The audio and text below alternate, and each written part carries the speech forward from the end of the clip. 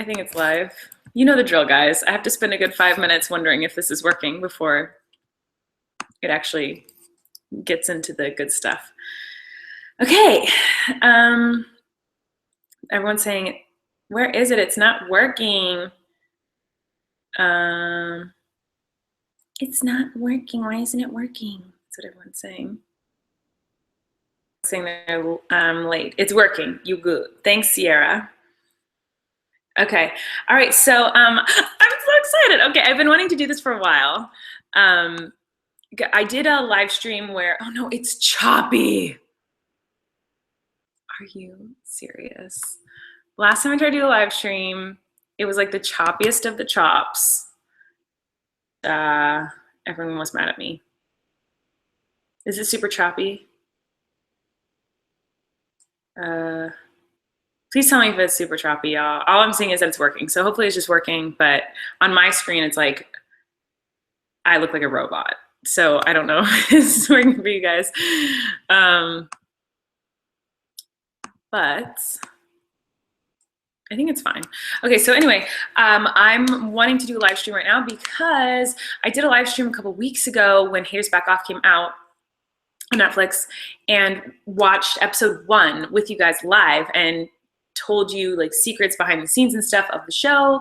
And I had a lot of fun doing it, and I think you guys had fun watching it. And I know my channel is like Haters Back Off obsessed right now, and it's like all I talk about, and I know it's annoying. But I'm just so proud of this show. It's like what I want to talk about. I've worked, you guys have to understand, like I share everything in my life with you. Like anything that happens to me, I tell you about, and this was something that I kind of had to keep to myself. Like you guys knew I was shooting the show, but I couldn't tell you anything about it, and I couldn't tell you storylines and all that stuff. And I'm so used to just telling you guys everything that now that it's out, I feel like I have like years of information that I've been like dying to tell you that now I can finally tell you. So that's why I'm excited about doing it like every 5 minutes. But my brother had this idea. I'm going to give him credit because he did get mad at me the other day when I did not give him credit. But my brother had the idea of doing live streams and walking you through episodes of the show and like telling you behind the scenes secrets and how he came up with ideas and scenes and stuff in the background that only super fans would know. And we wanted to do it every week, but we've been so busy and stuff has been going on that we haven't. And we did one with Francesca, who plays Emily on Haters Back Off. And I wanted to try to get together again with Christopher, who's my co-writer and co-creator of the show, to do this. But he's super busy, and his wife, my sister-in-law, is pregnant. So he's been at home with her, and you know, she's been going through a lot with the pregnancy, so he doesn't have a lot of free time anymore. Not that he had free time before this, but now that she's going through all this and they have 3 kids and now there's the 4th one coming, it's really hard to pin him down. And so I was like, I'm not gonna wait for someone to be able to come and do this live stream with me. I'm just gonna do it myself. So you guys only get me today, all by myself. So what we're gonna do is we're gonna watch Netflix. My Netflix is up on my screen right up here.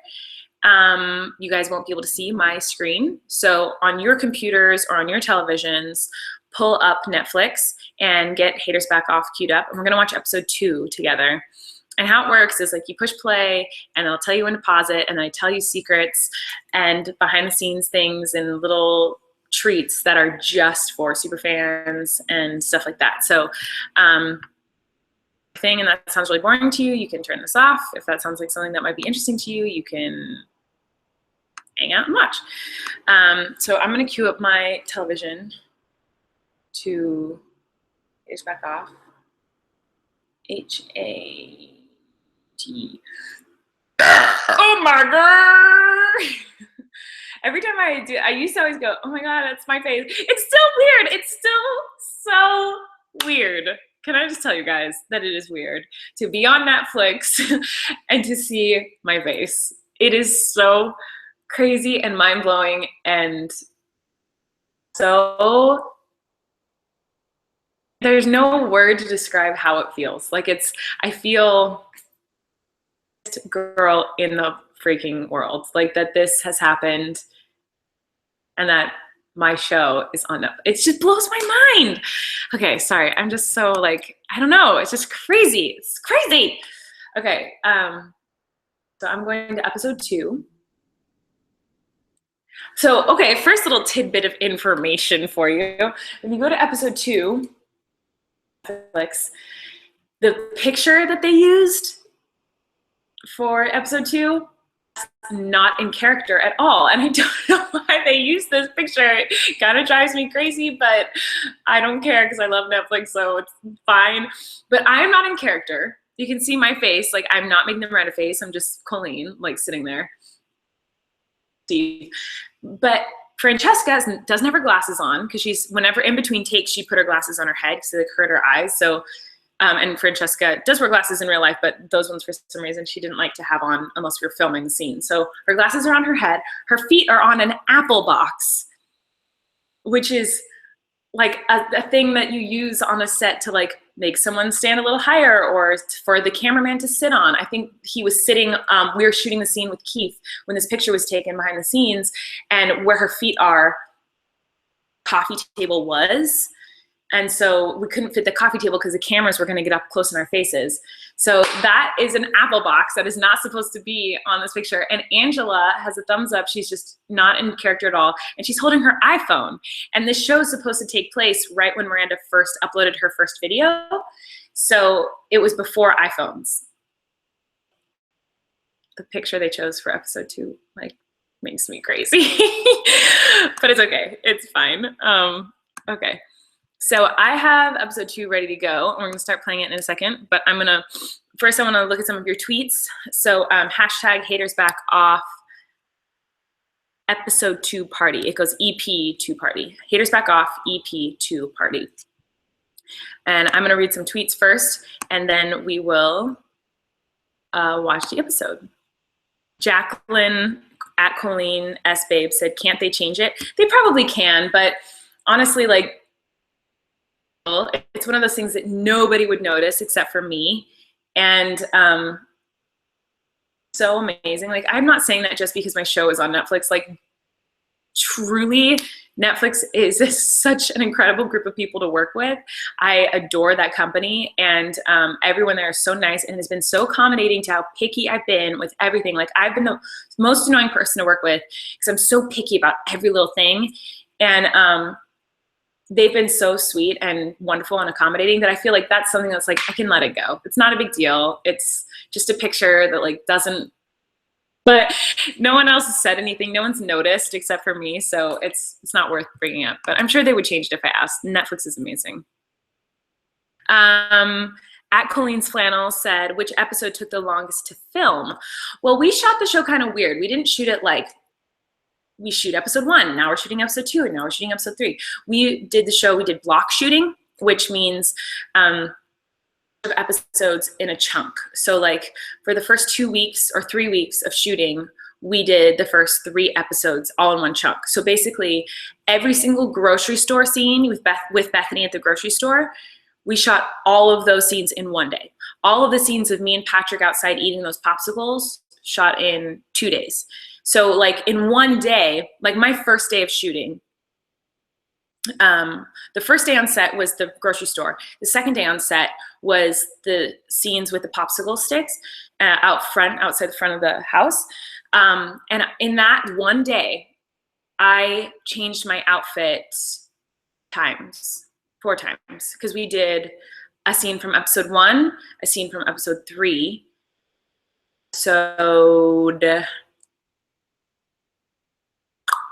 a scene from episode 4, and another scene from episode 3. So we did 4 different scenes, 4 different days, 4 different outfits from 3 different episodes.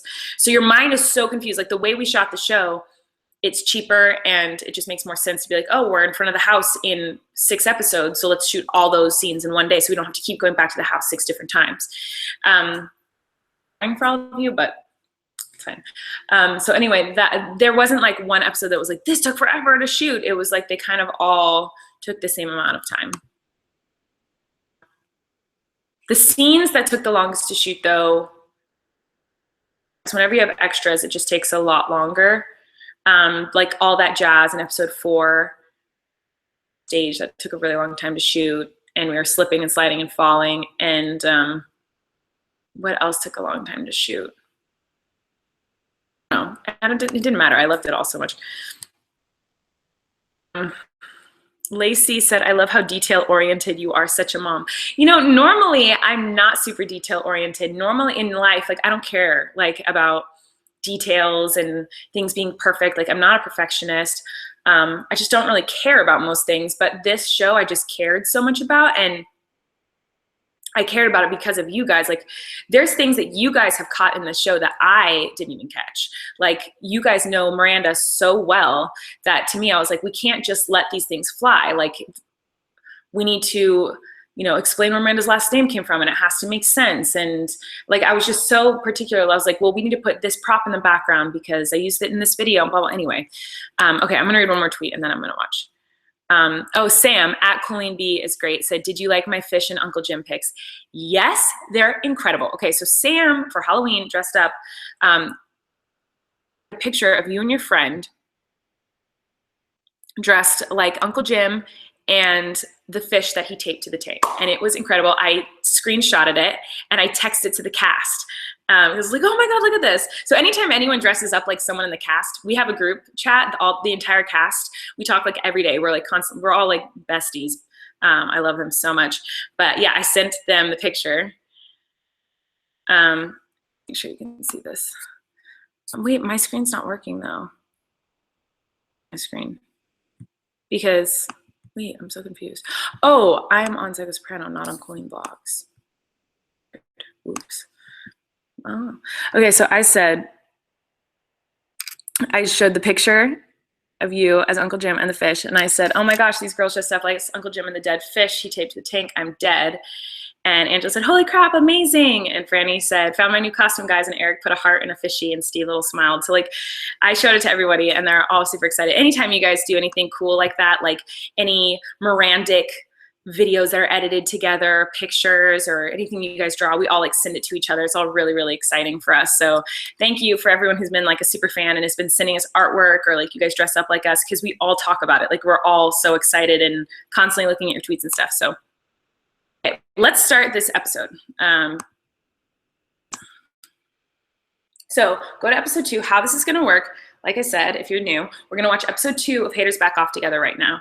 It's kind of confusing, but it'll be worth it. I'm gonna tell you tons of behind the scenes secrets about shooting the show and cast members and things I probably shouldn't tell you, but you guys know me, I love to spoil secrets. So we're gonna push play. My TV is gonna be on mute, so you won't hear mine, but I'll tell you like the time codes and stuff, so you guys can watch it with full sound on your computer. Okay, now, and it's loading. My internet's really bad, so. Netflix. Yay, I'm excited. I haven't watched this episode in a long time. I haven't watched it since the premiere. So we have Miranda crying in the closet. So this scene, people are monsters is what I just said. So that's where we are in the episode 2. So these are actual comments that I got. So every episode, what would happen is we'd have someone who would write the episode, whether it be me or Christopher or one of the other writers, and we'd all write the episodes all together. So like someone would start it out and write the script and then give it to all of us, and then we'd all take a hack at it and rewrite scenes and get in a room together and pitch different storylines and ideas. And it would take weeks to write an episode, sometimes months, sometimes years. Truly, the first episode took years. But this episode, hold on, or pause. I'm pausing it at 53 seconds. So pause your computers at 53 seconds, or TVs at 53 seconds. So all those comments, though, that I read in this were real. So what happened is I rewrote every single Miranda line, pretty much every single Miranda line. We did the final pass of the script. We would get the storyline, we would get the characters, we would get the arcs, anything of the episode. And then once the script was pretty much done, they'd give it to me for the final we call it Mirandizing script. So the final script would be like final version Mirandized. And that meant that I went through and changed all the lingo to be like excited instead of excited, or, you know, whatever it is. Miranda made it look like Miranda was talking. So with this script, they gave it to me, and it was originally just like this little paragraph that was like, oh, you guys are monsters, you're such mean haters. And then I took it and went online and searched for hate comments. Those are actual hate comments that I have received. And I edited a couple words so I wasn't like completely stealing someone else's words, because that is illegal. But I changed like a couple of words, but for the most part, like you have listic on your teach was an actual, teach was the actual word that they wrote. And so those are real comments. And the scenes of anytime it's Miranda in first videos that you see at the beginning of each episode, those were shot on like a little horrible camcorder, the one that Jim uses when he's filming me in like the first episode, you see him filming me. Like we filmed those on an actual like crappy little camera. I was like really particular about the videos being shot on a crappy camera because a big pet peeve of mine, I know I'm talking so much, guys, I'm sorry, but I'm just passionate and excited about the show. A big pet peeve of mine when I'm watching TV or movies is when there's like a YouTube video that plays and it's like high quality, or if someone's like FaceTiming their friend and it's like high definition, clearly shot with like a beautiful camera. Like it makes me crazy because it's not what YouTube looks like. And especially when I first started doing Miranda videos, I was filming on like the crappiest cameras in the world. And so I like begged to let them film on like a crappy little camera. So that whole scene, I actually am holding a crappy little camera in a closet by myself and was doing the whole thing. Anyway, that was probably boring and not worth telling you, but there you go. So we're at 53 seconds on episode 2 of Haters Back Off on Netflix. I'm pushing play now. We're about to pan over to Uncle Jim watching this video. Actually, if you pause it, sorry, I don't think you can see. Well, I wish, maybe I'll release a picture. I paused it 1 minute. You see Uncle Jim's face. In the background of his room, I wish so badly I had filmed a tour of Uncle Jim's room because it is so funny. There's all these posters on the walls of five-phase plan on how to go to sleep, 5-phase plan on how to become a fish store manager. And the phases were so funny. Our set deck people and our art department were so funny. Like they would write out this stuff and I'd go around Uncle Jim's room and I would just be laughing out loud. So I think I might have pictures on my phone. So maybe I'll post those after this live stream. Anyway, I'm pushing play. I'm at 1 minute. So Uncle Jim is saying Miranda, and he's going into the room. I'm telling you where I am so that you guys can follow along. I hope you're watching with me. Going through the set. This is one shot that I was really stoked on. Like our director loved like cinematic shots that followed us around the house. He loved the house and he wanted to make sure we built it in a way where we could like follow us around. It was like so he wanted to make sure that he could really follow us around. Here's the funny story. Okay, let me see. At 1:33, I paused. I'm really bad at this. 1:33, I'm paused. This scene we shot, secret for the super fans. Anyone else probably won't care, and I'm sure that all of my views are going down by a bajillion because I'm telling you really boring, nitpicky facts, but this is very interesting to me. So we shot this scene pretty early on in our 2.5 months of shooting. So maybe in the first week, maybe the second week, but probably the first week of shooting, we shot this scene. And in the script, it says, I was a senior. Uncle Jim tells his little speech. He says, I was a senior at Gary Truman High. And then we shot the fireworks scene. We shot his scene at the high school, and that Brookswood High in the background. And we had already shot this scene, and I was like, oh no, we shot him saying it's Gary Truman High, but then when we're at the high school, it says Brookswood or Brooksville or whatever it was. So we had to reshoot this scene 2 months later.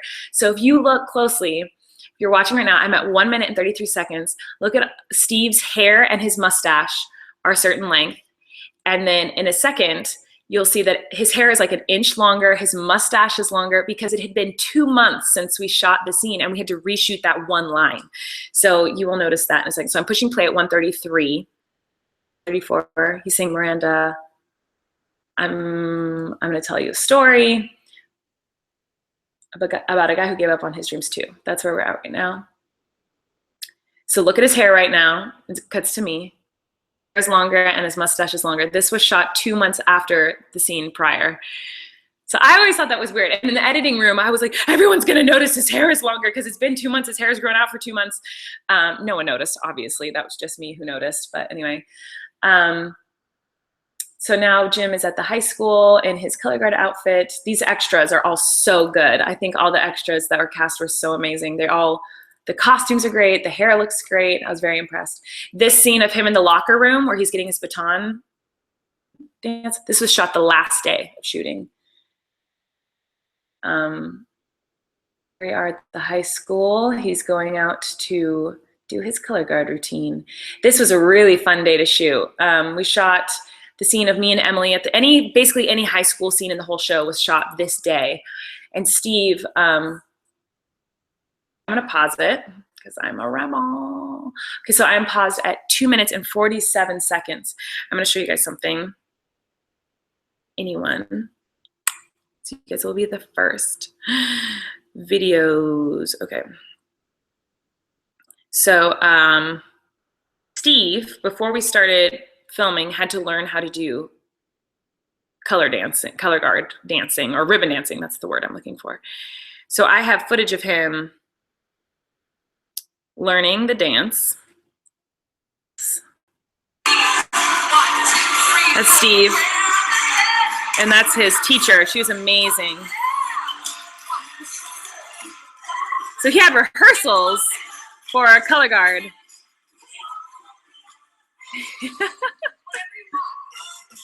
So, and then we cast the other dancers. And let me get to that. With it. Oh, also on here, I have the fish store commercial. Like, I need to edit this together of the actual fish store commercial. We're gonna pretend like Miranda actually filmed it. I'm gonna put it on my on the Miranda channel. Where is it? Sorry guys. 400 hours long. Oh, here it is. Okay. This is his final rehearsal for color guard.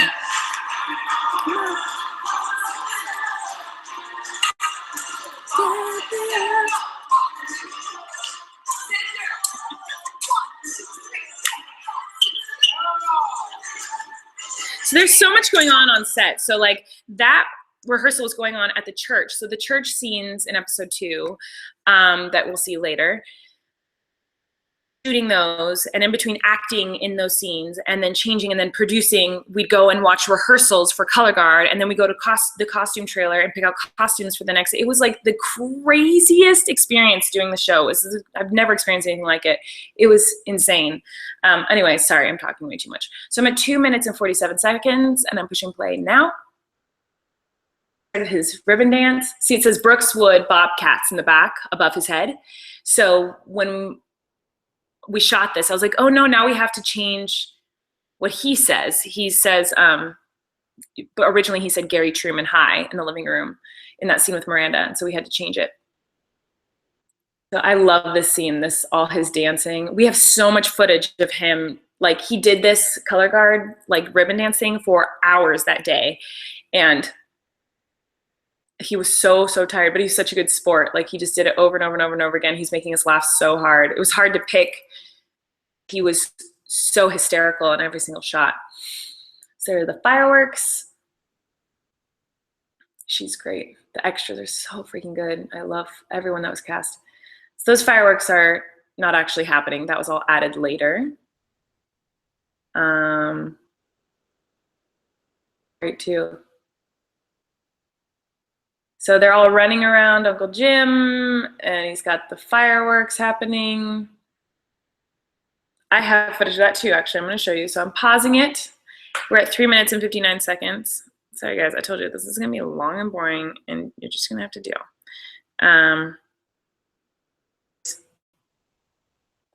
One of the takes.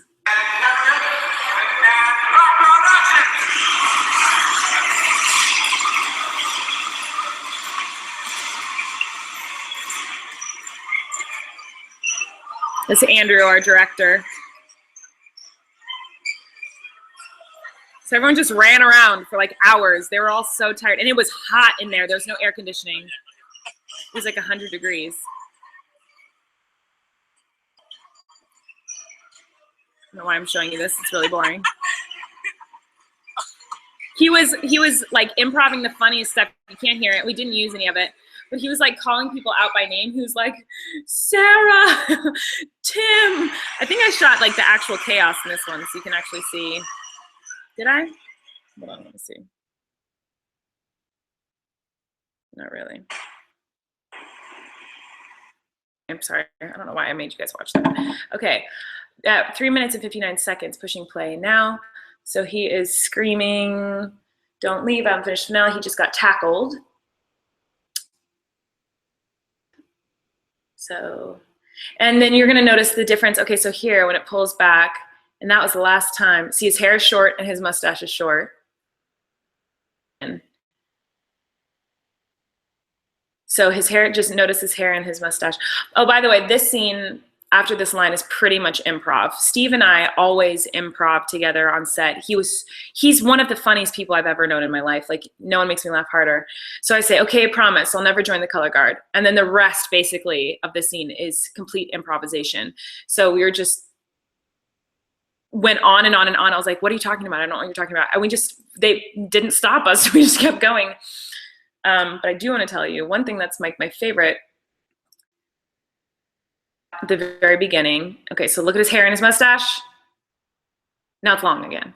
Okay, so I'm pausing it at 5 minutes and 1 second.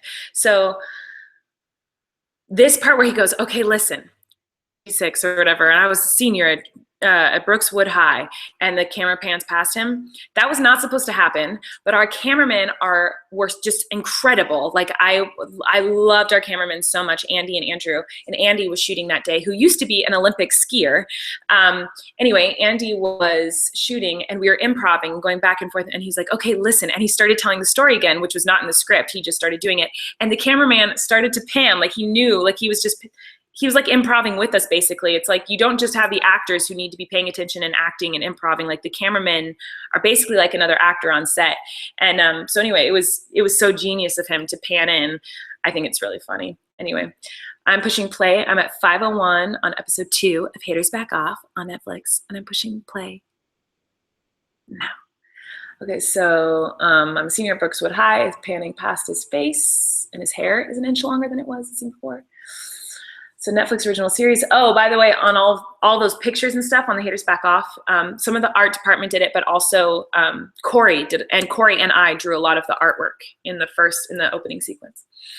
So this guy's name is Chaz. He plays Keith, and so weird seeing my name on the screen, saying executive producer Colleen Ballinger. It's like, oh, that's me. Okay, so let's see, what tidbits of information can I give you? Behind me, he wasn't originally in this scene. They added him last minute. All the extras in the choir were so nice and so wonderful and so fun to work with. Like, truly, I loved whenever they were on set. So it says written by Justin. He is amazing. He's one of our writers. He's awesome. Directed by Andrew Gaynard, who you guys probably know from my Snapchats and whatnot. It's called My Mother a Pervert, and I'm noticing Owen. Owen was played by a guy named Dylan Playfair.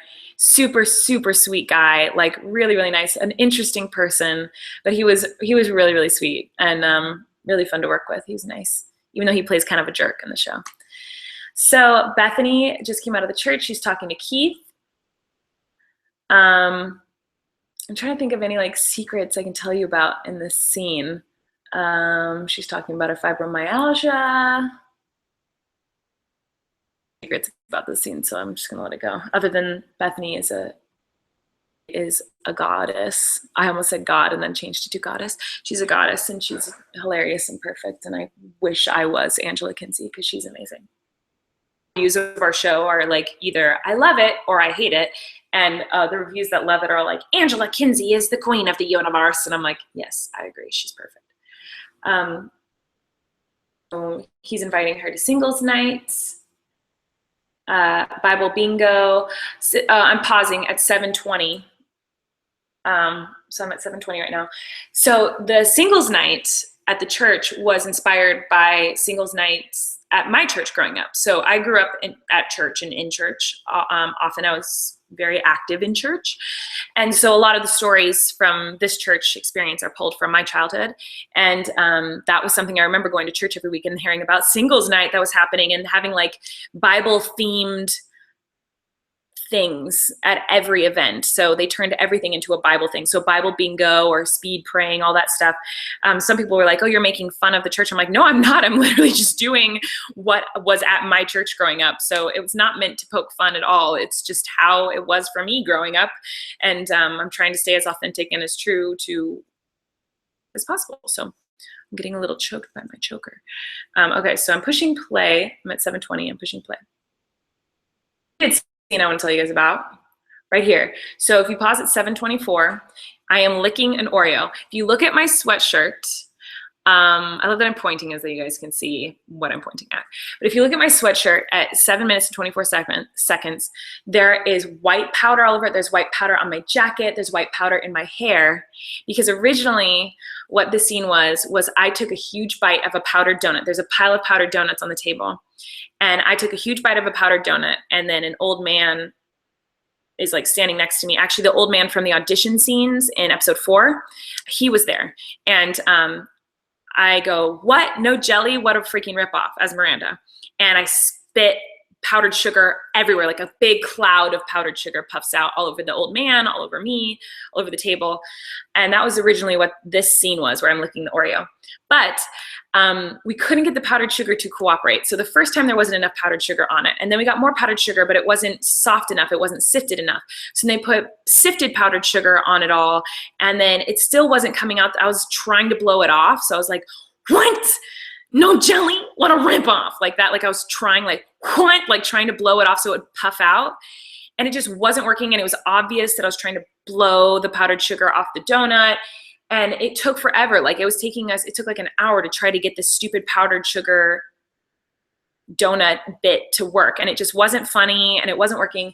So we shot it for like an hour, and finally I was like, screw it. Like, let's just keep going. And then in the editing room, we just decided it wasn't funny. And I improv'd me licking the Oreo and then like putting the Oreo back on the table. So we just chose that take instead. Or actually, the powdered sugar donut scene was supposed to happen before the Bethany Keith scene. Keith, we come back to Miranda, and she's still eating crap at this table. So anyway, that's why there's powdered sugar all over my chest, and that scene was cut. And we also originally liked that this old man from church was the same old man that showed up to their auditions for Annie in a later episode, but it got cut. So, and it actually, I think it was Eric, maybe it was either Eric or Francesca, one of them watched this episode and goes, you cut the powdered sugar thing. So it was a bummer that we had to cut it. But so anyway, I'm pushing play. We're at 7 minutes, 24 seconds. I'm pushing play now. Here comes Eric. Hey, Miranda, I saw your videos. Everything okay? My hair looks so gross. Look at all that powdered sugar. I'm surprised no one said anything about how there's powdered sugar all in my hair, all over my shirt. And now the powdered sugar's gone when it goes to the close-up. All of our hair looks so nasty. Our hair guy, his name is Russell, was amazing. Like, he was so good at making us look gross. He's incredible at making hair look, but for this show, when we interviewed him, I was like, you need to make everyone's hair look disgusting. Are you willing to do that? And he's like, yeah, I can do that. And the amount of product that he put in my hair every day was so gross. Like, my hair felt and looked greasy and dirty and heavy, and it was nasty. Anyway. I love when he calls me that. This was Eric's audition scene. This scene, and then another scene too, but this was the first thing I saw him do, was the scene. Eric, the guy who plays Patrick, was the first person to audition for Patrick. The first day of auditions, he walked in, auditioned for Patrick, and I'm pushing pause at 8 minutes and 32 seconds. He walked in, first person for Patrick, first day of auditions. He auditioned, and he walked out, and my brother and me and everyone at the table, we all looked at each other. Christopher and I both wrote down on our sheet, because we had a sheet that you can write notes on. Christopher and I both wrote down Patrick. Like, we found him. It was done. Like, I felt bad for everyone else who came in and auditioned that day, because they were all very talented boys who auditioned for Patrick. But I was like, we already found him. Like, he was perfect for the part. I think Eric is amazing in the show. Okay, so I'm at 8:32 pushing play. Just walked into the fish store. And that's Harvey. Harvey is one of my besties, and I'm actually going to see Harvey tomorrow. I'm very excited. I wrote the role. I didn't write the role. We wrote the role as all the writers, like all the writers sit and write all the characters. But we wrote this role, but I always had Harvey in mind for this part. I always thought like Harvey would be really, really funny for it. And then they told us Harvey was going to be, they told us the fish store manager was going to be cast in Canada, because most of the cast is from Canada. So I told Harvey, you know, you can't be in the show because they want to cast the fish store manager in Canada, but you can come to the table read in LA and just read the lines, because we need someone to read all the lines of the parts that aren't the leads. He's like, okay. So he showed up and read the lines for the fish store manager and booked the job, because all the producers and casters were like, he's so good as a fish store guy. We can't even have anyone else. We'd already cast someone else in Canada. And then we'd let that person go and had Harvey come do it. And it was so fun to have him up there. We built, I think we said that in the last live stream. So we're inside a sound studio. Our set designers were just incredible. Let's see, anything else I can tell you secrets about this scene? Improv by Uncle Jim by Steve Little. There's, oh, this is one of my favorite scenes. Okay, so Emily is reading a book. Miranda comes in, sits down. So this scene is one of my absolute favorites. We shot this near the end, like this is the last week of shooting. And my dad was here. My dad was on set. My mom was on set for this scene, which was really cool to have my parents there watching us do a scene. So right now it's just talking Emily, Miranda, and Bethany. And this is all scripted, but then this is one of her audition scenes too. She auditioned with this. Steve comes in, Uncle Jim, and pretty much the rest of the scene is improv. Some of it was scripted, but for the most part, Steve and I just went off and just kept improving and making fun of Emily. And actually, there's so much, I'm gonna pause it really quick. I'm at 10 minutes and 46 seconds. There is so much footage of Steve Little and me being so mean to Emily. Like, so much footage. Like, we just would just go off on her, and it was so funny. And actually this scene was a lot longer when we first edited it together, of me and of Miranda and Uncle Jim just making fun of Emily about her diary, and we were being so mean. And when we first sent the edit in, everyone was like, it's a little too mean, like it's going a little too far. But I want to show you a video because actually I'm gonna push play. So at 10:46, I've just pushed play. So what are you gonna do? Have a party? You don't have any friends. That's the line I just said. I'm gonna pull up a video for you while this is playing. Here it is. Okay, so we're talking about reading it. Oh, you read her diary? Yeah, I read her diary, so good. You should keep a lock on your diary. I cut that right off. Like, we were just going and going. So, oh, I'm Emily, I have a diary, meh. Like, that's what we went back and forth on. And look at this video I have of my nephew Parker. He loves that part of the show, so watch. Actually, I'm gonna make sure it's loud enough. Oh, hold on. My name is Emily, and I have a diary. And my mom just sent me another one today. I guess he loves that part of the show. Where is it? My mom sent me another video today of him. I love you, Auntie Panties. My name is Emily, and I have a diary. He's so cute. Okay, so we're at 11:15 right now. I feel like this is a good spot to go on and look at your questions. We're about a third of the way through the episode. So I'm gonna look through questions, make sure the live stream is still working. Yeah, Jordan at Cupcake Scene said, then My Name is Emily scene is my favorite scene. It's one of my favorite scenes too. I think this scene is really funny, especially Angela, who plays my mom. She is so funny in this scene. If you guys watch the scene again after this live stream and just watch her, like, she is so funny. And she had lines originally that we took out because we thought it was funnier at the end if she was like, my name is Emily. But originally she said like, I'm Emily, I went to the DMV today. Like, she improved like the weirdest lines, and we couldn't use them all obviously, but yeah. Okay, so I'm gonna read. Sarah said, I love Angela when she can't roast Emily. It's so funny. Yeah, it's super funny. Let's see. Yeah, everyone's saying they liked that scene. Kinsey Whitmer said, how did they make the froze toast stick mountain in Patrick's room? So, and by the way, guys, use the hashtag haters back off EP2 party, episode 2 party. My nose is so itchy. How did they make the froze toast stick mountain? I wrote that into the script a long time ago, and Christopher had a vision in his head of what it would look like. Originally, we wanted it to be more 3D, like more intricate, but we didn't have time to something like that. So what they made is great. They literally took a piece of cardboard. Oh my God, I'm sorry, my nose is so itchy. I should get a tissue, but I'm too. They took a piece of cardboard that was the shape of a mountain and like glued the pieces on. So they painted the bottom half of the sticks to look blue and then glued each one of them on individually. Took them forever, but our team was amazing.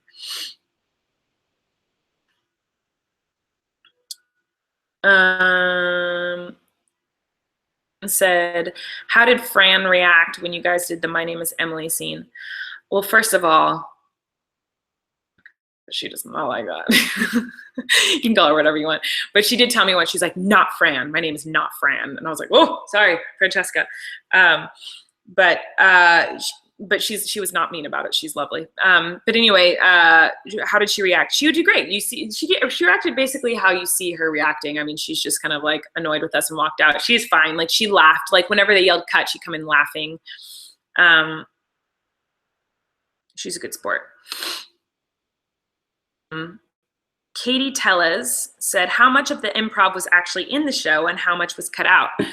There's a lot of improv that was cut out because otherwise the episodes would be like 2 hours long. A big portion of the show is improv. I mean, we definitely got the story out of what was in the script, especially the serious scenes. Like if it's not a comedy scene, like those were very scripted. We didn't really improv very much. We cast improv actors. Every single actor had to improv with me for their audition. So they came in and they'd read the scene and be like, great, you're great, but now we need to make sure you can improv too. And so, yeah, so there's a lot of improv in the show and a lot did get cut out too. I don't know, that was not really an answer. One more question and then I'll push play again. Beams Athella? Design. In the house, the hardest room for me to design, not that I did it all by myself, it was a team of people, but Miranda's room, honestly, which is weird. You'd think Miranda's room would be the easiest because, so why not just replicate it? Because all the other rooms were based very heavily on, I have hair in my mouth. No, seriously, why are you in my mouth? All the other rooms were based very heavily on rooms that I grew up in or rooms that, one of the rooms was an exact replica of my ex-boyfriend's house because that's where I shot a lot of the Miranda videos. So that was that. But the Miranda room was hard for me because we're show like videos that were made when I first started doing Miranda, but all my videos were made in different places. We're trying to replicate different rooms. So one wall of the Miranda room is a replica to the wall at my ex-boyfriend's house that I lived in when I first started making Miranda videos 10 years ago. 9 years ago. Another wall was a replica. Hi! Live stream. Corey's here. I'm so mad. Why? Because I was waiting for your gate to open. I'm doing a live stream right now. Do you hear? And the guy behind me was literally blasting his horn. Was that him? Yes. Honking at me because I was waiting for the gate to open. I was like, I'm waiting. What are you doing? Like, I was so mad. That was for you, that honking I just heard? Yes. Oh my God, the drama. What a jerk. I'm sorry, Corey. Okay, what was it talking about? Oh, so one of the walls is based on one of my ex-boyfriend's walls. One of the walls is based on a condo that I lived in with Heather, my friend Heather. It's a blue wall, and a lot of my Miranda videos were shot in there. And then the other walls were like is taken from like my childhood bedroom. It was hard to like figure out how to make that room happen. So that one was the hardest for me to figure out. But anyway, I'm pushing play. 11 minutes, 15 seconds, pushing play now. Okay, so I'm Emily. I have no friends. So Emily just left the room. Isn't that cute? This little pumpkin. I love Angela. She's so funny. Okay, so here Miranda is entering the choir room. And this scene, I feel like I remember watching it now, I'm remembering day, but I don't remember why. Okay, so the sweater I'm wearing, the cat sweater I'm wearing, my mom sewed for me when I was 12 years old. So that is an actual sweater that I wore growing up when I was homeschooled. Miranda videos, but my mom sewed that when I was 12. So, I mean, that's a really long time ago. I mean, that's a very old sweater. And I can't believe it's still like not in pieces. So that's a fun little piece of information. So Miranda's coming forward and giving a speech. This was improv mostly. I can't even remember what the original. There was a monologue here where it was like, don't be intimidated by me. I know you guys aren't as good as me. But then I ended up just like making a lot of it up. I remember why this was a stressful day. So we needed to shoot this scene. We had a bunch of scenes to shoot in the choir room. And the end of the day, that day, we were shooting the emotional scene between Miranda and Emily from episode 1. And what happens a lot of time when you're on set is you get behind schedule, and then whatever's the last scene you shoot of the whole day gets shafted, and like you don't get any time to, you have like 30 minutes to get a scene, and it totally sucks. So this day, I knew that the end of the day, we were shooting the Emily Miranda scene, and it's a very important scene that was emotional, and I had to be crying for it. And so I was trying to get through these scenes as fast as possible, and I was like, okay, we're gonna do it again. We're gonna get it in one take. Like I remember now why I was so stressed that day, because I wanted to get out so that I could go do the emotional scene with Emily. My nose is so itchy. I don't know why. Okay. Slick, lovely girl, please, April. Do you have anything else interesting to say about this scene? Not really. Let's just take it from the top. When Charles on thinking. Why'd you want so many bananas? Because I'm gonna make a platter of ghosts.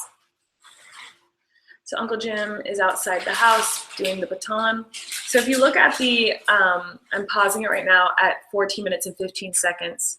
Something that was really important to me, which is so lame, is that the garage door was propped open, broken like that, because that's how my garage door is at my house at home. And there's a video where Miranda gives a tour of the garage.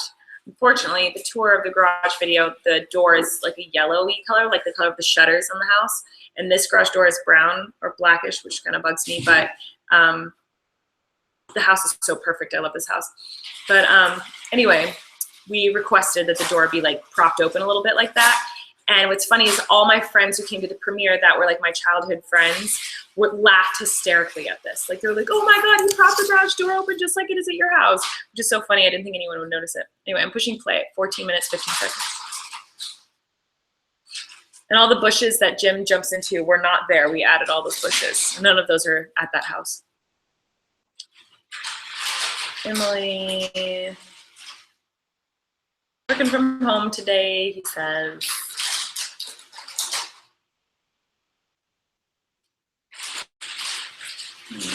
I'm trying to think if there's any other like little secrets I have for you, not from the scene. Emily's outfits were very inspired by my sister, Rachel, and kind of by my style when I'm like lazy at home, like flannels and jeans and a plain t-shirt. So yeah, all her, like oftentimes I'd come to set and Francesca would be like, can I just wear your outfit for Emily today? Like, cause my outfits are typically like jeans, tank top, and a flannel. And that's a lot of times what Emily would wear. Anyway, we're back in the choir room scene. Miranda singing in Owen's face. And I don't really have anything interesting to say. This is kind of interesting. The choir room, Keith just entered the choir room. The choir room where we are was our swing set. So this room that we're performing in the choir room right now was also the fish store. So we shot that the day before was a fish store. And then they turned it into a choir room overnight. And then they turned it into a mattress store overnight. And they turned it into the locker room overnight. And they turned it into, what else was in there, Corey? Do you remember? In our swing stage? Locker room, choir room, fish store. Patrick's? No. No, Patrick's room was the garage. We turned the garage into Patrick's room.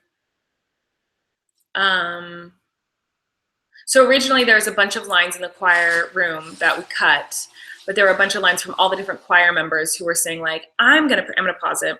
I'm pausing it at 16:27. Originally this scene was a lot longer, and the people in the choir were like, I'd like to pray that someone who just joined the choir stops spitting on me because it's gross. And every time she sings, she's spitting on me. And preach and spit on her more. And so there's like a bunch of lines that we cut from like all the different choir members complaining basically about Miranda. And we cut it down to just 2 people. But originally it was like the whole choir just like hated Miranda, was being really mean to her. But we toned it down quite a bit. So 16:28, just push play. Saying, Miranda, I want to talk to you in private. Take the prayer requests into consideration. So we're in the preschool room. They brought in a lot of these toys, but a lot of the stuff was just what was in the preschool room. I loved the Noah's Ark painting behind Miranda is like this Noah's Ark painting. And when I walked in that room, I was like, oh, we have to shoot the scene in here. It's so funny with the Noah's Ark painting. I can't remember where this was. This was at the church, wasn't it?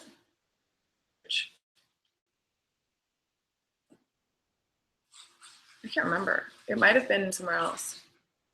That was at the church. It was at the church? Okay. I love these shots of us really close up. Our director was so smart with how he shot the show, like the shot of me like really close up on when I swallow.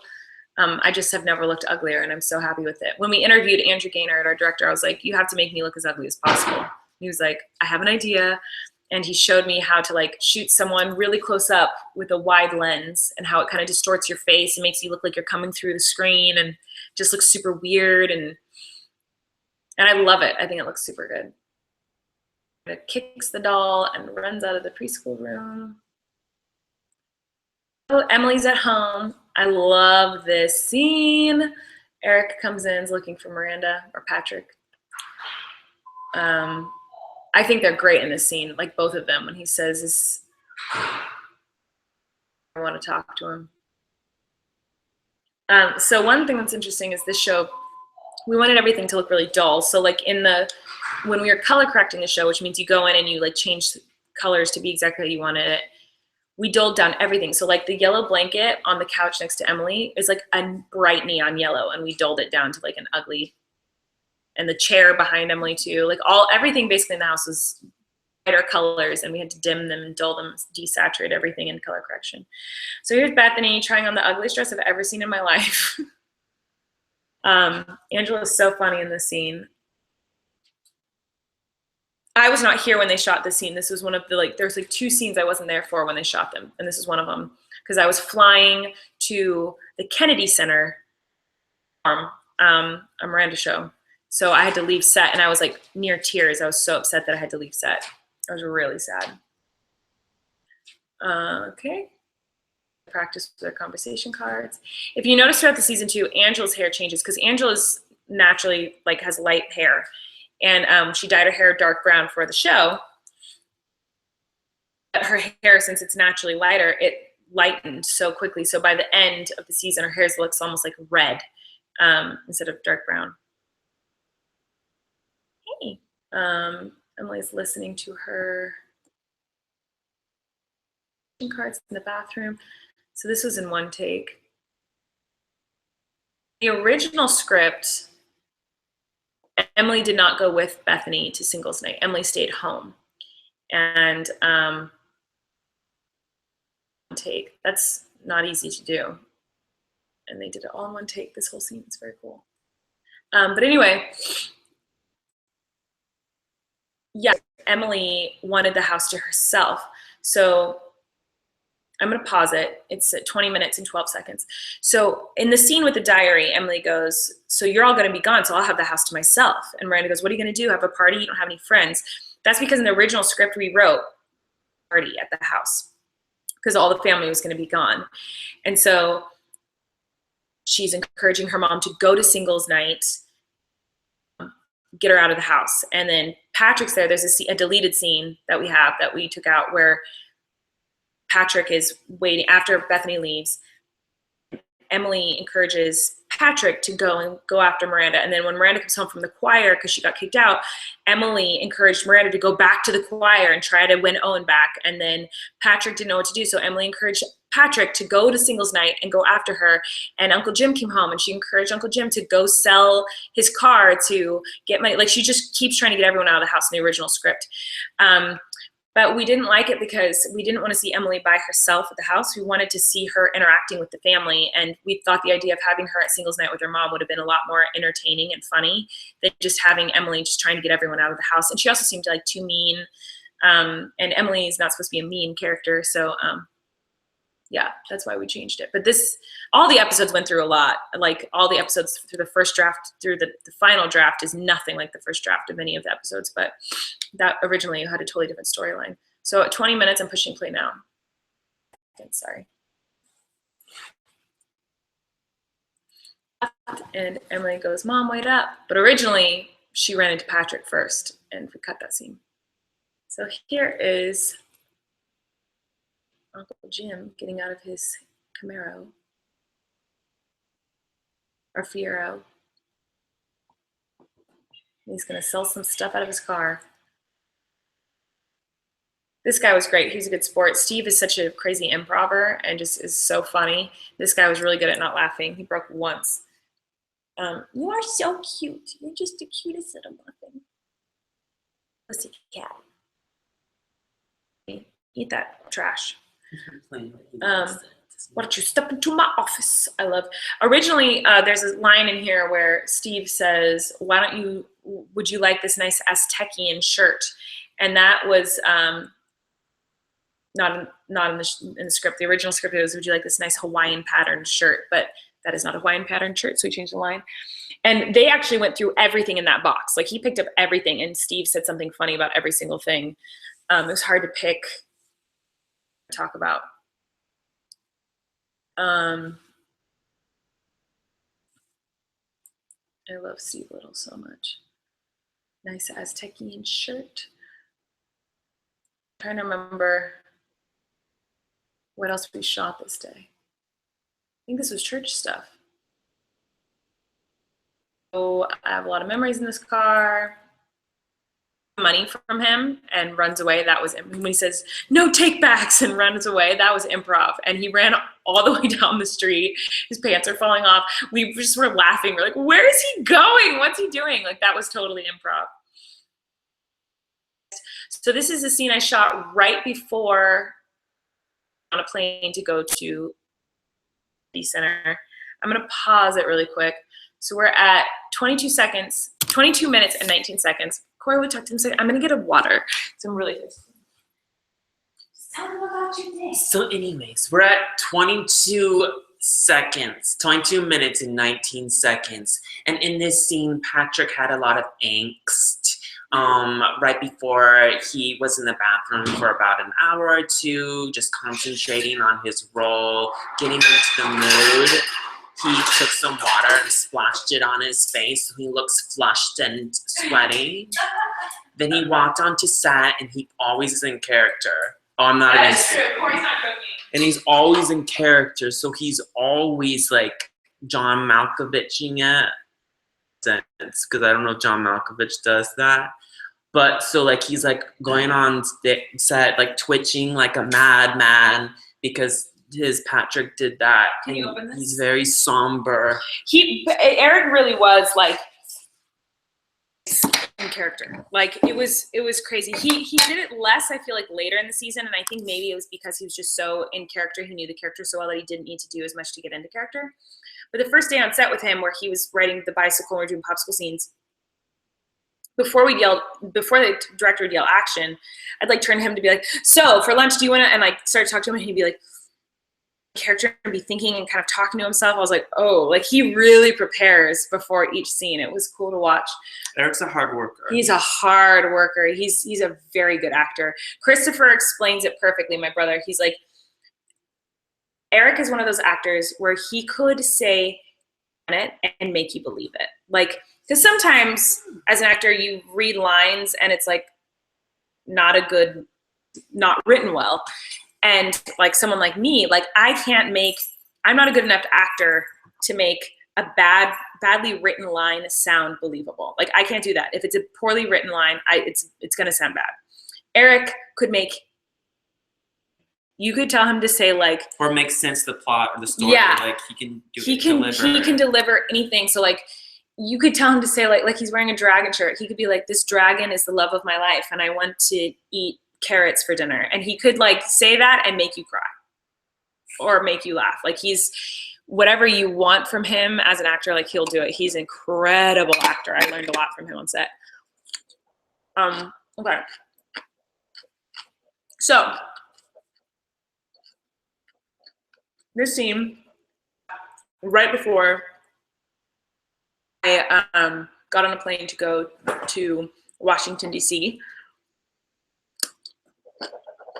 I landed in Washington, D.C. at like 6 in the morning, took a 2-hour nap, went to the theater, and then flew back. It was crazy. This is the final scene. I went to the airport, like, pretty much. Anyway, I'm pushing play. 22 minutes, 19 seconds. This is a really fun scene to do.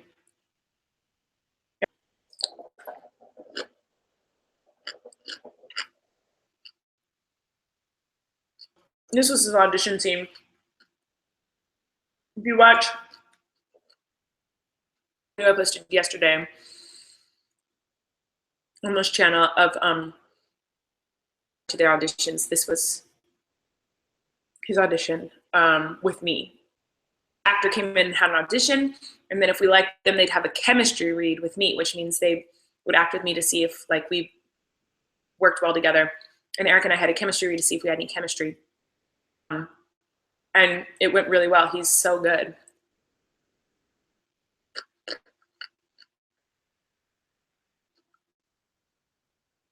Another thing,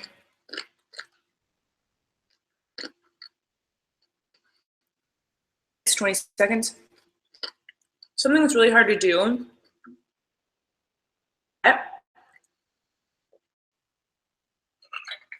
is, it's different than a play. Like in a play, you do 2 hours or 3 hours sometimes. On set, it's usually like you have a take, and you have a take of this person, then you have a take of this person, you do like 2 lines at a time, or like, so it's like together. So like this take, my first line was better, but the third take, my last line was best. So you can like cut it together and do whatever lines are best. This take was all in one. So he had to do this long monologue in one take. And which is not easy to do. It's very hard to get an entire take perfect from every single actor. But our director had such a good idea of this like slow pan into us as he's telling the story or saying his lines. He did a great job. But I'm trying to remember what my point was. I was going to say. Oh, there was one take where I messed up a word. I said, I'm going to go back to that choir, church, and convince Owen to fall in love with me, or whatever my line is. But I kept saying, I'm going to go back to that choir instead of I'm going to go back to that church.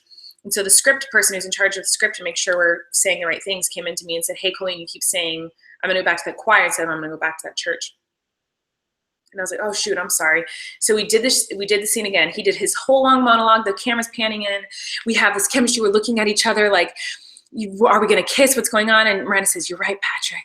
And then I say the next line, and the take was so good. Like Eric did such a good job, and the moment between us was really good. And then I look forward and go, I'm going to go back to that choir. And I said the wrong word again. I was like, oh no, I'm sorry. And broke character. And you hear the director.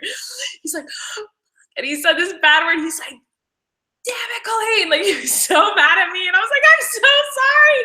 Because we did it like, it was perfect. And I ruined it because I said the wrong word. I was so embarrassed. I was so mad at myself. But anyway, the next take was this take, and it turned out to be great. But I felt really bad that I ruined a take with one word. And I could have, the thing is, like, it wouldn't have been a big deal if I had just kept going. If I was like, I'm going to go back to the choir and convince someone to fall in love with me. It would have been fine and we could have used it, but I was like, oh, sorry, I messed up. Like, ruined it. Anyway, 23 minutes and 20 seconds. I'm pushing play now. Also, originally, this scene had music in it. Like this harp music that played, like romantic music behind him, opening up to Miranda and telling her how he felt. I'm going to pause it again. Sorry, I know I'm so annoying. But this originally had music in it. And when we were in the final music edit, it was like right before we were locking the episode, you couldn't change it anymore. We watched it with music, and I was like, I think I want no music in here. And everyone else in the room was like, no, the music's so good, keep the music in. And I was like, no, I kind of want no music. And then this guy came in the room who hadn't worked on the show. He didn't know anything about the characters or anything, and he watched it. And we were like, hey, you watch it with music and watch it without music and tell us what you think. And he was like, I like it without music better. And I was like, why? And he's like, because it reminds me of like the first time I told a girl how I felt about her and how awkward it feels. And it's like uncomfortable and it's not really romantic. It's always a little uncomfortable. And I was like, that's great. That's what I want. I want people to watch this and be like, tell that there's like some sort of romantic tension, but not know how to respond to it. And, romantic moment to me. It just felt like a awkward moment between a boy and a girl who are starting to have feelings for each other. Anyway, we took the music out. It says 23 minutes, 34 seconds. I'm pushing play. So, Patrick. This is the first scene I had to cry in. This is the first scene we shot that I had to cry.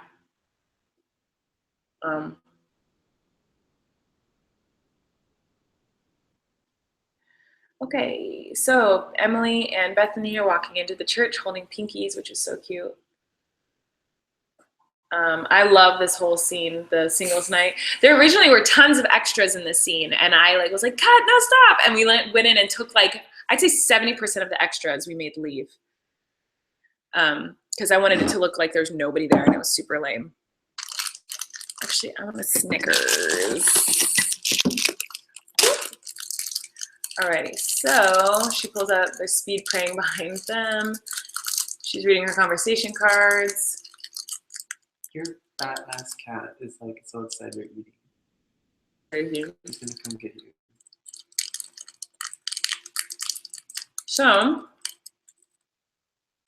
there are a lot of lines on set where we would rewrite them.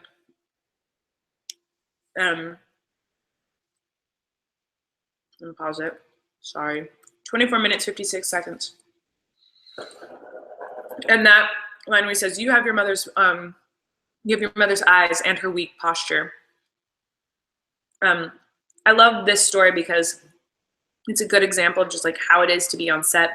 That line was originally, you have your mother's eyes, because Emily's like going like this or something, and that was the line originally. And we're running out of time. We're behind schedule. It's like, guys, I don't think that line's funny. We need to rewrite it. The writers all like huddle together, and the producers, and we just start like pitching ideas frantically in between takes. And we're like, what about this? What about this? What about this? And we kept just pitch and pitch and pitch until finally we came up with weak posture and ran on set. And we're like, okay, we're changing your line to this. And just chaos in a matter of like 5 minutes. You rewrite a line, and it's like life or death, and everyone's really dramatic, and you give it to the actor, and he says it, and it's such satisfaction when you feel like you something better. I don't know. That was kind of a lame story to tell, but no, because at the premiere, when we all went to the premiere, that joke got one of the biggest laughs.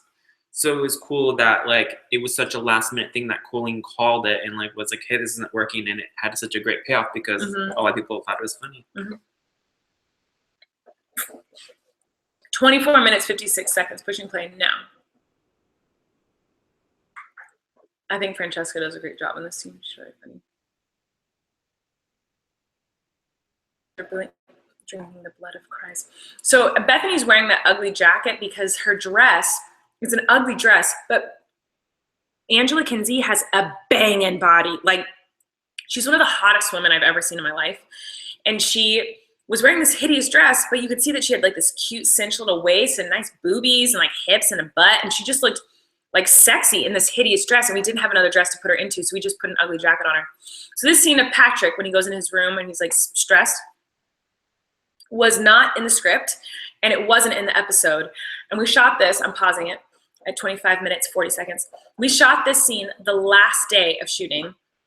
We shot all the Patrick scenes. And what happened was it was the day before the last day of shooting this episode. We got sent episode 2 to watch, like the very first draft of it. And it just went from Patrick in the closet with Miranda, and then the episode kept going, and then Patrick showed up at singles night with no motivation. It didn't make any sense. So we watched it and we were like, wait, singles night, he wasn't motivated by anything. And it was because in the original episode,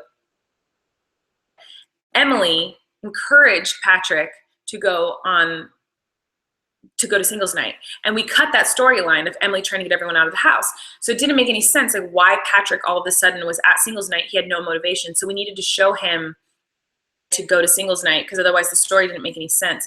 So we wrote this scene of him like going in his room and getting the idea to go to singles night the day before we shot it. And this was the last day we shot. So another situation where Eric's hair is significantly longer than it was in a scene before. So his hair is super long because it had been 2 months since we shot episode 2.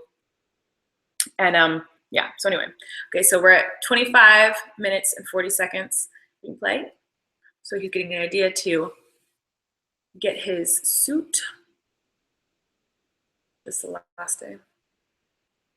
There's the singles night. I love, this made me laugh hysterically on set. I was the only one laughing. But them slow dancing, people slow dancing to like a hymn was so funny. I don't know why it made me laugh so hard, but Christopher and I were like crying, we were laughing so hard, and everyone else on set was like, this isn't that funny. I was laughing so hard because there's that one woman that's by herself. Yeah, right there. Yeah, that one by herself. I feel like I'm the only person that thinks that's funny. No, it's super funny. This cat is so cute. Oh my gosh. Ow! Is he eating your wiener? No, he just attacked my leg. Don't bite. You're not nice. So, there's also a little scene that got cut here too. Originally, I think the cat just farted. It was bubbles on my foot. He just farted too. Originally, I encouraged, Emily sees Miranda enter into the church. I'm pushing pause again because I'm a rebel. Pushing pause at 26 minutes and 53 seconds. That's where we at. Emily, in the original script and when we shot it, we changed it in the editing room, which is crazy. I don't even know how we got this version of the scene in the editing room because it's not what we shot. Sees Miranda enter into singles night, and she's with Keith and Bethany, and she goes, "Oh my gosh, how about you guys go into 7 minutes of heaven?" I remember that. Yeah. And oh, I can't do that. And she's like, no, it's just 7 minutes where you pray together in silence. Just go in here. And she pushes them in there. And she actually has a conversation with Miranda. And she's like, Miranda, what are you doing? And Miranda like passes her and goes up onto the stage. And Emily's trying to keep her mom and Keith away from seeing Emily because she doesn't want Miranda to ruin their night. And we cut it. And then there's also a scene between Miranda and April. Miranda comes on the stage. April stops her and she's like, you're not welcome here. You can't be here. And Miranda's like, I can be here if I want to. And April's like, no, you're not welcome. None of us want you here. You're crazy. Like there's all this dialogue and scene work that we cut because the episode was too long. Need it, but it's crazy to think how much the scene changed once we got in the editing room. Actually, before we go, I'll finish the episode and then I'll answer questions. Okay, so I'm pushing play at 26 minutes, 53 seconds right now. Mom, what are you doing here?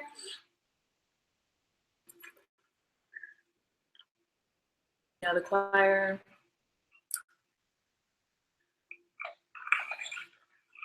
So let's see.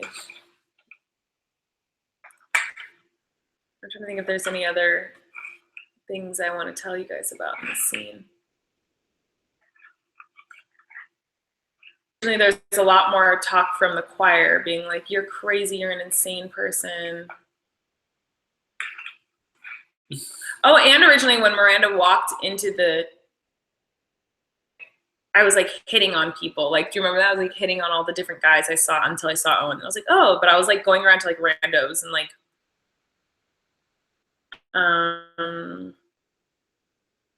you're all a bunch of haters. That extra isn't ever seen. That dress, by the way, there's a dress one of the extras is wearing. I'm not going to tell you what second you can find it, but there's an extra wearing a purple dress. It is the same exact dress that Bethany wears in episode 5.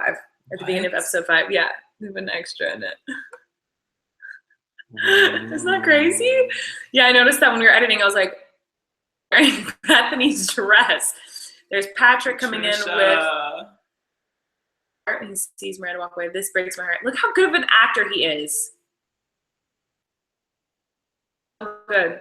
Okay, I'm pausing it at 28 minutes, 26 seconds. We're almost done with the episode, guys. Patrick watches Miranda walk away and is really sad. Now, originally, we shot this, and it's in the script, but we cut it out last minute.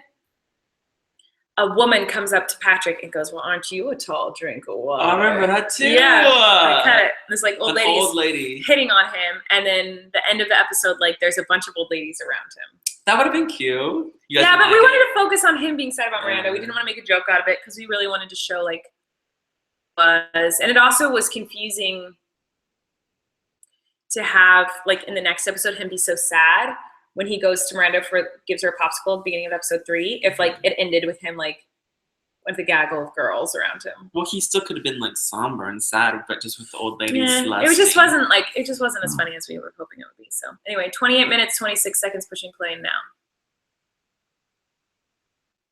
I got to pick out the exact flower I wanted and like bend it to the right degree of like ugliness. This was like 3 a.m. Yeah, the scene between me and Owen where he pushes me outside was, yeah, shot at like 3 a.m. It's very late. And he was great. He was so great in the scene. He's so sweet. I know that like his character is like awful, but he in real life was like a sweetie. And he actually, I remember this night, he told me, he was like, everyone's gonna hate me when this show comes out. And I was like, no, they won't. Everyone's gonna love you. And he's like, no, I'm so mean. Like my character's such a douchebag. He's really nice. Miranda sat outside. This scene, I'm sitting on the curb and Bethany comes out. She's so great. It was freezing. I'm just not remembering. We were so cold. I'm pausing it at 29 minutes, 28 seconds.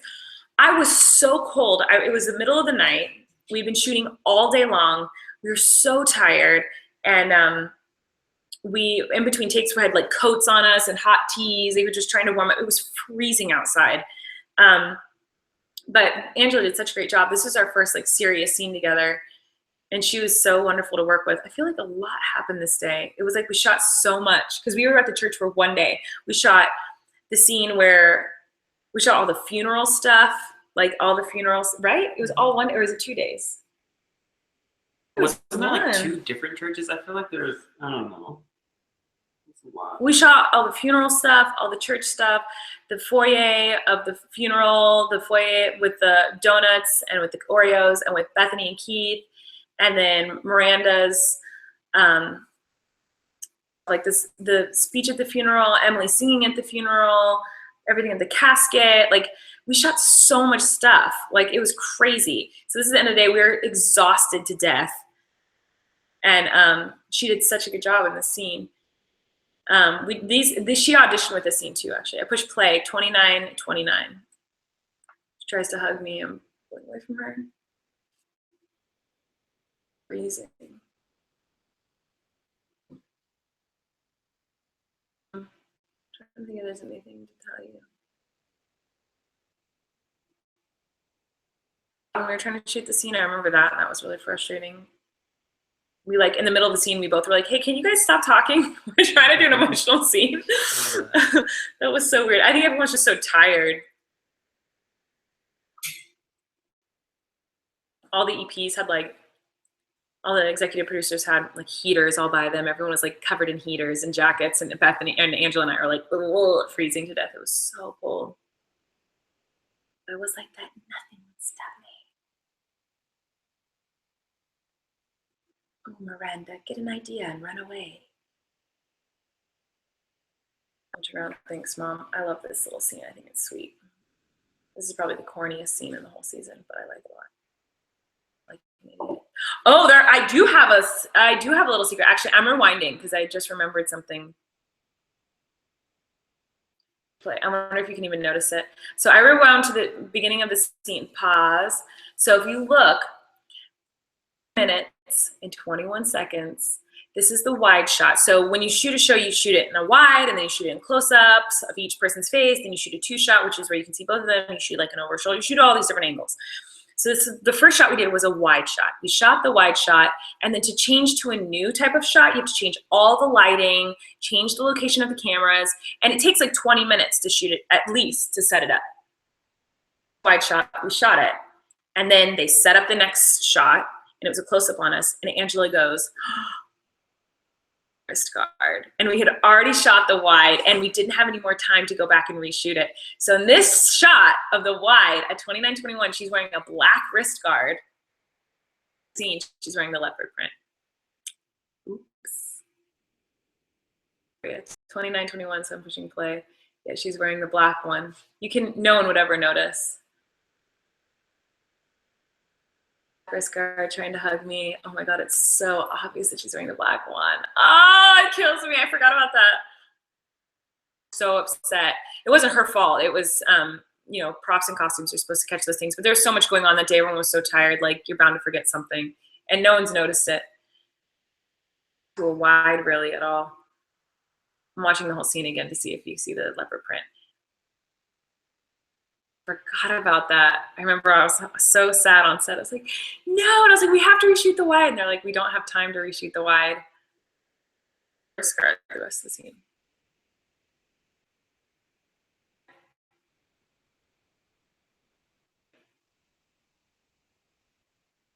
This scene changed a lot too. The scene between Bethany and Miranda, we changed a lot in it. Like, we changed around a lot of the lines. There was a lot more. She had a bigger, longer dialogue, but we felt like it was too corny. So there's the black again. The close-ups. And inside, she was wearing the leopard print one. All right, so Uncle Jim is giving the fish store manager his money.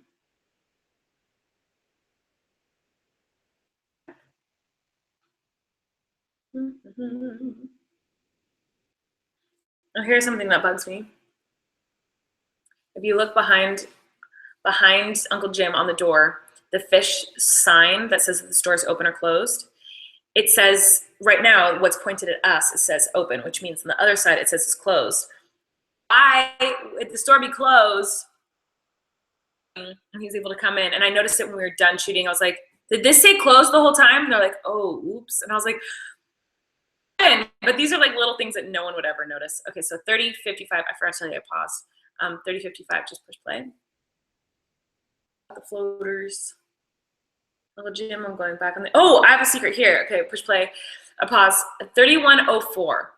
When Uncle Jim says, I quit, you see me behind him going like this, like with my arms, because my mic pack fell, and I was trying to catch it so it wouldn't slam on the ground and make a loud sound, because we had to get him going, I quit, and pushing the fish tank over in one take in a second, but this was a different take. But anyway, my mic pack fell. So I wore a mic pack around my waist right here. And I don't even know how, but somehow it fell.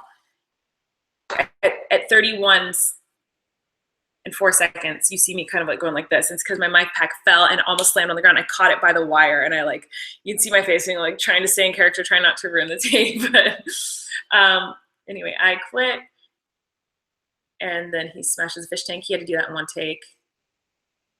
Dun, dun. The end. That's the episode. We did it. We made it through the episode.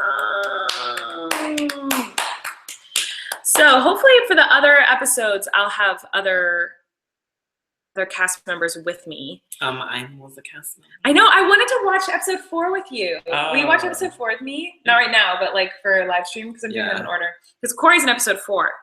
I have stories to tell. Yeah, you do have stories to tell about episode 4. Okay, so now that we've watched it, now you guys can ask me some questions. I'll answer questions for a little bit, and then I have a lot of cooking to do because we're having a little thing.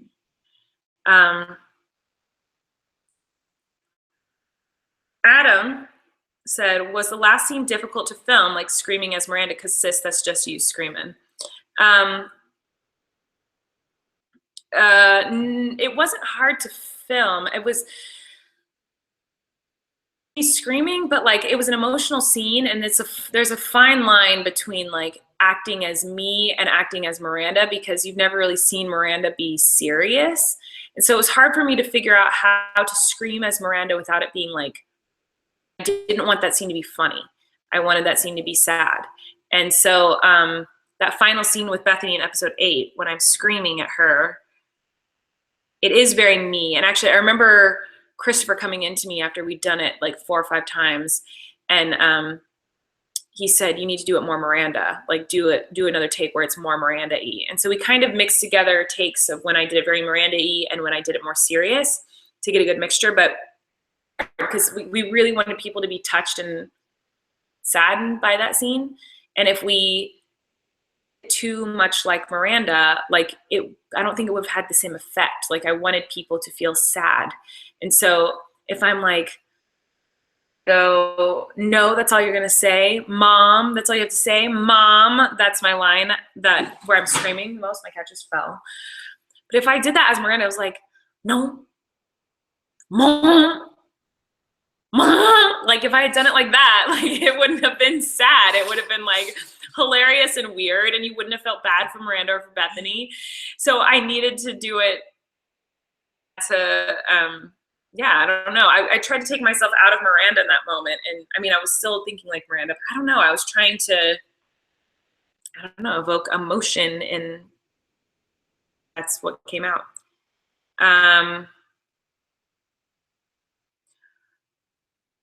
Why would you ever add the banana plopping on the floor? I puked.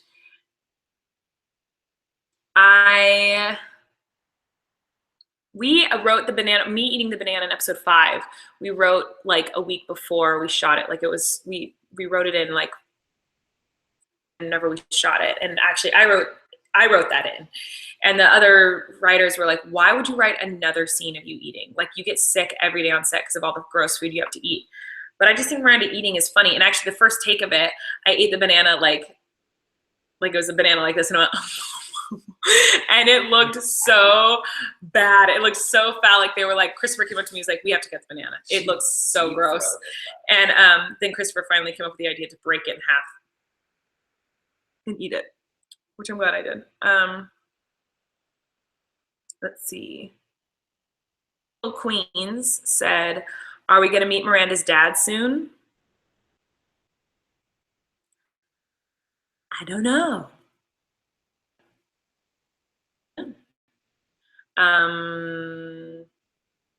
Role in the show, him being in the show, a last minute decision. That was from Cookies and Colleen, from Ava. Yes and no. Like we wrote the role of the drag queen when we started writing the show. So like we knew that there was a role of someone being a drag queen. Now at the table read, Corey read the drag queen role in LA. And then we were auditioning a lot of different drag queens in Canada and and I knew I wanted Corey to be in the show somehow, but we didn't know where. And so I was like, I think he'd be a great drag queen. And we kind of mentioned it, seeing like what people would say. And Netflix eventually was like, yeah, he can do it. And just let him do it. It was awesome. Like it was such an exciting day. I remember the day you found out we were eating mac and cheese with hot dog slices outside the church. Yeah. We're at the church.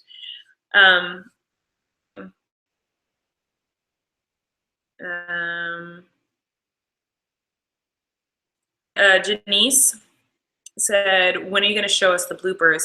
I don't have the bloopers. You guys know how much footage I put out every single day. Like I've literally put out so much behind the scenes stuff. I've put out every day. I'm posting something about Hitters Back Off. but if I had the bloopers, they'd already be online. They're not mine to show you guys. Like, since it's all footage from the show, it's like property of Netflix. So they have told us that they're gonna put together a blooper reel for you guys. I hope that they do. We'll see. That would be amazing. There's a lot of bloopers. Narissa Colleen. Oh, wait, hold on. I'm trying to get your screen name, but it's like not letting me put it. Colleen's Camp said, tell us about the Mirandic kiss. So I don't want to spoil it for anyone who hasn't seen the whole season, but there is a kiss between Patrick and Miranda. And the take that we used was the first take. We did it like maybe 3 or 4 times. And my cat is being so cute. Oh my gosh. I'm dead. He looks so cute right now. But anyway, the first take was the one we used. And after the first take, the director came up to me and was like, do a really weird Miranda style kiss. So the next one I was like, grossest, like lean in, and it was the grossest kiss. And then the next one was similar. He's like, do another weird Miranda version. And so that one I did it with my eyes open the whole time. Like, and I think we did it 3 times. But when we watched the scene, like in the editing room, the best one was the first one that was just like a normal kiss. Even though Miranda has never like kissed anyone normal online, like it's always been some weird version of a kiss, that we felt like was the best for that moment, because we wanted that moment to feel real. And there was comedy in the next line. So when he goes, thank you, you're welcome, and you are my eyes and you are my bottom, like there was comedy in the dialogue. So we didn't feel like we needed comedy in the kiss. We just wanted the kiss to be like normal and feel real. So, but I don't know, it was Miranda, so it was, yeah, I don't know. That was the kiss. Netherton_Emily said, when you went into casting, did you know what you wanted the cast to look like? No, I tried not to like have any preconceived notions as to what I wanted everyone to look like. I wanted to keep an open mind. I knew that I wanted Uncle Jim to have a mustache. And he didn't have a mustache. He grew one for the show.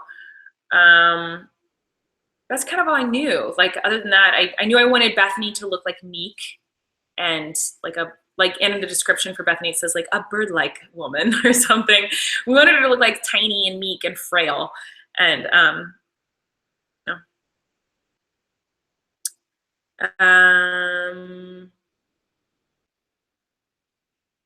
let's see, so many questions. I'm checking my Twitter for your questions right now.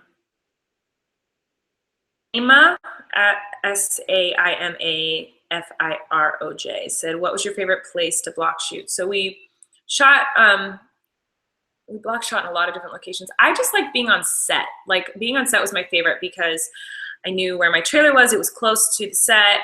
I knew where the food was. I knew where cross services was. I was just comfortable on set. I knew where everything was. And I loved our set. So on set was the house. Basically the house, the van, the fish store, the choir room, the mattress store, Patrick's room. I think that's pretty much it.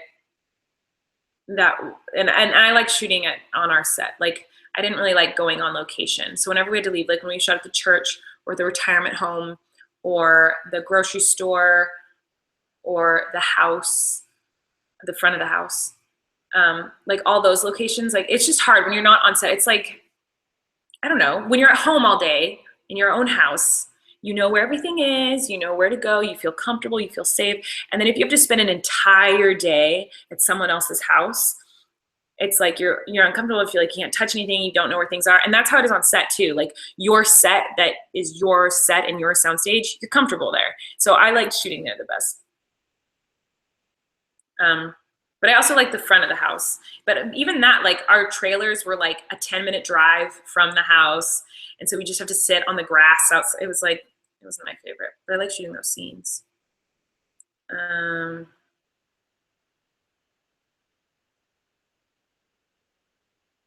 Mia said, how long did set take to build / design? Well, our set designers were incredible, and they built the house. It took them like a week, 2 weeks. Design takes months to actually build them. Ow, cat! The cat is eating my foot. They do it really quickly. Like everything they build is like, they can do it so fast. But to design takes a lot longer. Allie said, I'm living for Miranda Mondays. How long will it be going on for? So every Monday on this channel, I'm posting like a behind the scenes video of on set. And I think I have 6. So we've already done 2. So it's going to be a month more. I shot more on set, but I didn't. Sydney said, I saw that you were coming to Long Island, but I can't go this time. Do you normally come to Long Island for all your tours? Ow! Oh my God, you are a, now, sorry for my language, but you need to know that that was not nice. That was not nice. Feet that hard, okay? Hey, hey! You need to stop. That was not nice, okay? If you want attention, what's your problem? What's your problem? Oh.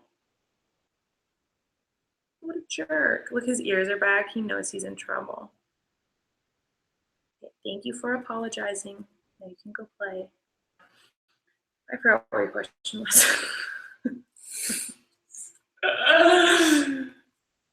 These are my dreams are made of. This is what dreams are made of. Hey now, hey now. This is what dreams are made of. At Dingle Queens said, if there is a season 2, will we see YouTubers like Miranda's Bays? Well, I'm not allowed to tell you anything. First of all, we don't know if we're going to get a season 2. I'd be very lucky and excited and cry and have a heart attack if we got a season 2. But I don't know. We might not. And if we don't, that's okay. I'm so happy with season 1. I love it. And I'm so just what an honor that I even got to do that. But if we did get a season 2, I can't tell you what's going to happen in it. But I think you can have some sort of an idea. We know that season 1 ended with, well, I hope I'm not going to spoil it, but it ends with viral video. So if the story is going to continue, you can assume what might happen after that.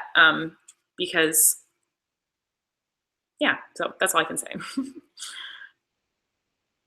Okay, so Charby at XFawnEyes said, what was the inspiration for the clothes door thingy where Emily draws? That is inspired by my actual garage growing up. So after you stop watching this, go watch, if you search Miranda garage tour, you will see a video of Miranda giving a tour of her garage, which is the garage that I grew up in, not in, but at my house that I grew up at. And it looks identical to it. Like they made an exact replica of the garage at my parents' house. And that's where my parents dry their clothes. There's like a little thing that hangs down that has clothes on it. It's still there. It still has clothes on it all year round that you can open up and emptied out a corner of the garage during our childhood where he would make magic tricks. He would make model airplanes. He would do tons of stuff. And there was a big chunk of time where I cleared out a spot in the garage too, where I had mice. I had cages and cages of mice. And so we would use the garage and like make little nooks and crannies in this like cluttered hoarder garage for our stuff. But mostly it was inspired by Christopher because that's where he grew up like doing artwork and stuff. And so when we decided that Emily was a painter, we thought it would be cool to give her that same storyline that my brother had growing up. So that like clothing door thingy at our childhood home. Let's see. Natasha Carroll at Mrs. Bieber 3600 said, because the set had to look dirty, did it smell bad? It did not smell bad. It smelled fine. Everything was clean. The set did look dirty. There's like trash everywhere, but it was like, you know, if there's tissues on the couch, it was like they had just crumpled them up 3 seconds before. So it was fine. They did add dust to things. They added dirt to things, but it didn't smell bad. It was fine. Mm-hmm. It didn't smell. It was awesome. Catherine Nicole said, what is Patrick's backstory? hopefully I'll get to tell you someday. If we don't get a season 2, maybe I'll do a live stream or a video where I like explain what happens or what happened to characters or whatever. But if we do get a season 2, then hopefully you'll be able to see all that stuff later.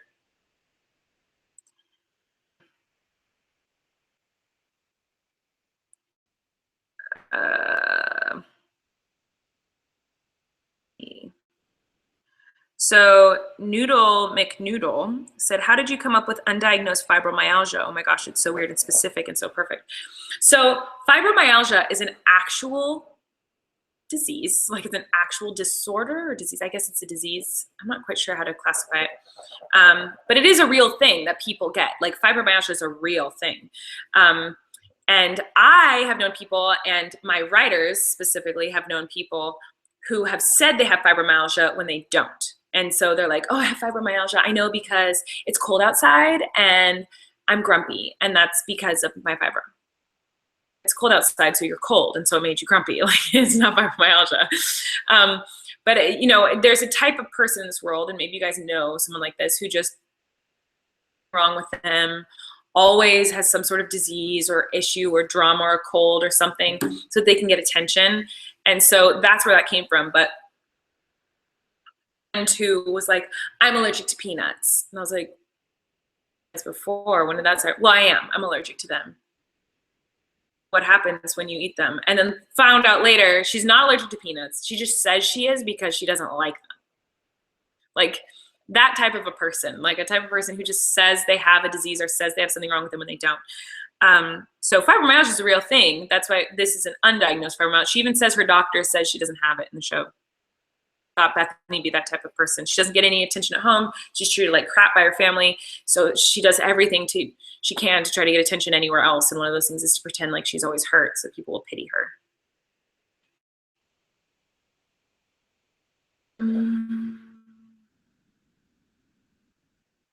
Greek Britney fan said most uncomfortable scene. Most uncomfortable scene. Maybe, no. It was uncomfortable to yell at Angela. That was hard, but she's such a good actor. She made it a little bit easier for me. Comfortable to, why is it funny that no one would love me on the stage? Because to have a bunch of people laughing at you, it was weird. It was harder than I thought it was going to be. Like, we wrote it, like it was in the script. I knew it was coming, but to be on the stage and like have 100 people laugh at you was like really uncomfortable and kind of hard. You know what? I think probably the most uncomfortable, physically I was before, every time when we shot the scene with Bethany and Miranda where I had to be soaking wet because I had just walked home in the rain. And so they would douse me with water. Like there was like 4 people who would like just spray me down. So I was dripping, soaking wet. And it was so cold and so uncomfortable. And, but it helped. I was really glad that I had that because it helped me to feel miserable. So like they'd wet me down and I'd be standing outside the door of the house and they'd give us like, 10 seconds to get into character and like to feel. And it made it a lot easier for me to act when you're feeling like, when your body is miserable. Actually, Corey told me something when we first started shooting that really helped me. I don't know if you remember this. Do you know what I'm about to say? And I shot where I had to be emotional was the scene with Patrick and Miranda in the closet, which we just watched in episode 2. That's the first scene where I had to be emotional and I need to be crying.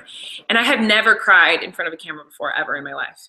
And so, well, except for like this kind of camera, like for YouTube, I cry all the time. I don't care. But it's like you guys are my friends. I'm not acting. I'm just like talking to my friends. So I had never experienced that before. So I didn't really know how to do it. And so I'm sitting in the closet like this, and I'm like, can you give me a second? And it would take me like a good 15, 20 seconds to start to cry. But how I did it was I was thinking about sad things in my life. Like I was thinking about like my grandpa passed away or things in my personal life that were hard. And that's how I would get myself to cry. I was thinking about personal things. But then once we started the scene, I would stop crying because then I was thinking about Miranda and I wasn't thinking about the sad thing in my life anymore. So I was talking to Corey. I was like, yeah, when I needed to cry, I was thinking about this situation. And he was like, well, when I need to cry, I think about what it feels like, the feeling that you get when you cry. Like, you know, your throat closes up, your stomach hurts, the pit of your stomach. It's like someone's punched you in the gut and your throat is tight and clenched. And he mentioned that to me, and I was like, oh, that's interesting. And it does help to do that. But after that first scene with Patrick in the closet, from that moment forward, I thought about the character in that moment. So I thought about Miranda in this situation and how she would really feel. And it made me cry so much easier than thinking about, because in my own life, it's harder for me to cry about things. I'm typically the type of person who's like, oh, you can get over it, move on and be okay. If you like deal with the problem, get the emotions out and then move on. So if I cried about something, I couldn't cry about it again. So if I cried about like my grandpa passing away, the next take, I wouldn't be able to cry out over that again. But if I was in character, I'm very long-winded right now, but I was able to cry. And the scene with Bethany and Miranda crying at the end of the season, helpful to be very uncomfortable, soaking wet, my clothes stuck to me, cold, freezing. The set was freezing. I was shivering and shaking. I was so uncomfortable. And then thinking what Corey told me, like think about the feeling of crying, like what happens, like your throat closes up and your stomach is in knots. And then thinking about Miranda in that moment, she just walked home in the rain and nothing, she has nobody. And it was just like immediate tears every single take.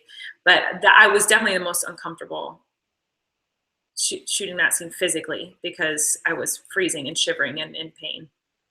I don't know why, I just talked for 400 years about that. Okay, 10 more minutes. I'm going to turn this off at 8.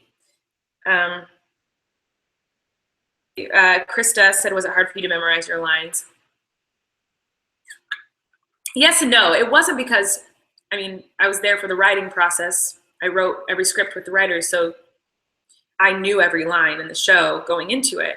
However, once you get on set, like, look good on paper, but then when you say them out loud, it doesn't flow nicely. Like, it doesn't come out of your mouth, like, naturally. And so I would tweak things on set quite a bit. It wasn't hard for me to memorize things. There's a couple lines that were hard for me to memorize things. The only lines I felt like I had a hard time being off book on were lines that I didn't write. So I was like, it's in the finale where I'm like, you're just mad because all my dreams are coming true and you're, see, I can't even remember it now, but like there's some line like that where I like had such a hard time remembering it. And I realized, oh, I didn't write that line. Wasn't something Miranda would naturally say. I don't know.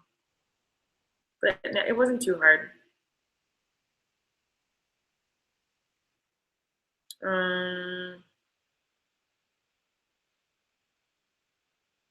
Z said, was there anyone or anything that inspired you to make some of the episodes? Yes, lots of people. Every character in the show is based on someone I know. And every episode is based on something that either happened to me or someone in the writer's room. So most of them happened to me. Everything in the show is based on someone or something that I know. Every storyline, everything.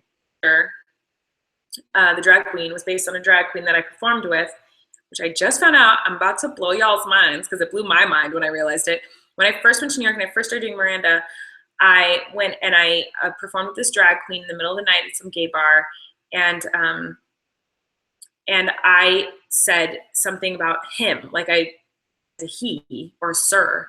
And you do not call a drag queen a he. How dare you? You call me a she, you crazy, and call me the C word. And then we performed on stage, and she was joking, like she wasn't actually mad. She was like, this drag queen was just joking with me and like was totally lovely and fine. And we got on stage and we performed together, and it's horrible and awkward and weird. I was doing research for season 2, and if we get it, that's not me saying we have it. Trust me, you guys will be the first to know if I find out I have a season 2. But I have to get these thoughts out of my brain. So like, was doing research for season 2, and I've started to sort of write it. But video of me performing with this drag queen, and I was like, oh my God, this is the character that Corey was based on. I found this old video from like 8 years ago of me performing with a drag queen. The drag queen was Bianca Del Rio. Miranda performed with Bianca Del Rio, and I had no clue, which is crazy because I love RuPaul's Drag Race. I've seen every episode, every season, and I love Bianca Del Rio. Like when Bianca won, I was like just ecstatic. And the drag queen that Corey's character is based on was Bianca Del Rio. It blew my mind. Anyway, just had to say that because it really was crazy to me.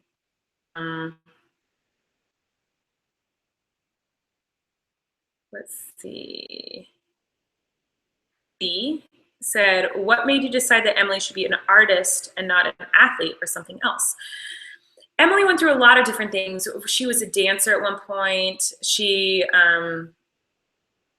things, but Emily wants to be to herself, and we wanted her to have a talent.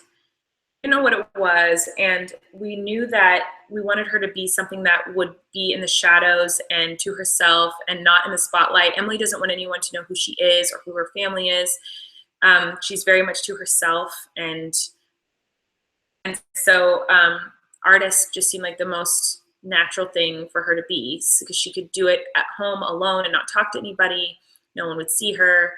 There's no risk of like a presentation at school or something, or like if she was an athlete, her family might come to one of her games. We did think about, I think we talked about her being basketball for a hot second and then changed that idea pretty quickly. An artist just made the most sense for the character.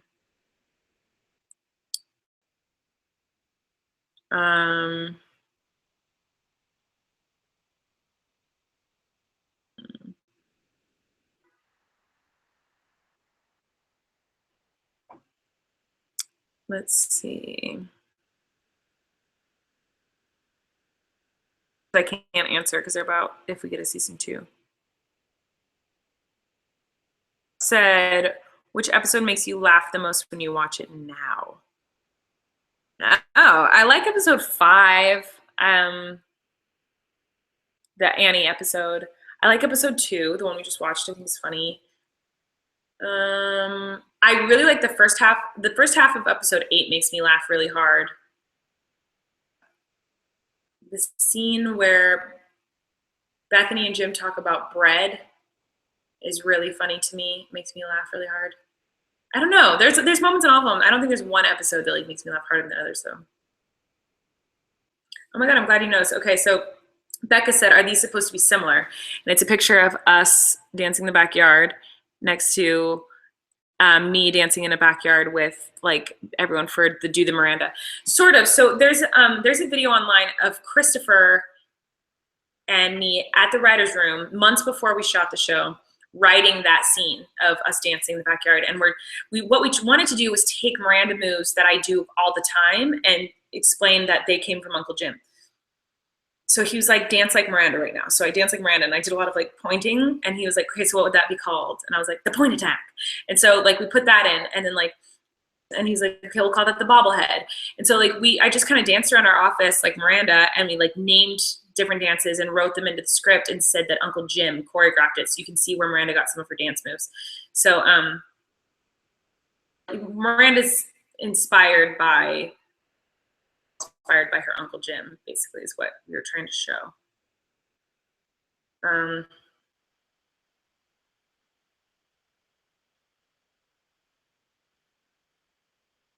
Choke hair, TX Cow said, were any of the extras like annoyed with Miranda, like even though it was acting, but like in real life? If anyone was annoyed with me, maybe they were.